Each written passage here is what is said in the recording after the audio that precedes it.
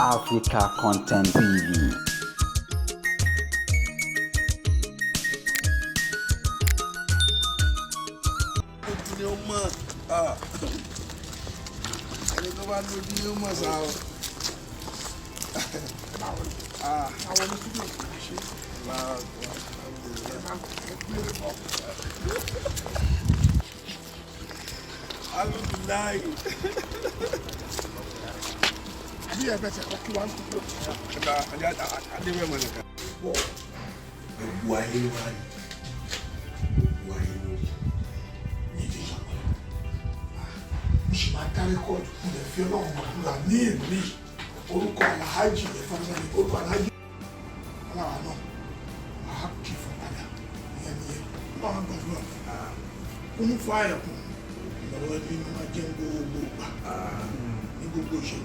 Ẹni tí Ọlọ́run ti ṣetán àti dùnnú sí, ó ti ṣetán àti yọ́nú sí, Ọlọ́run ti gba ọ̀rọ̀ ẹ̀ ló sì ti ṣe àforíjì fún.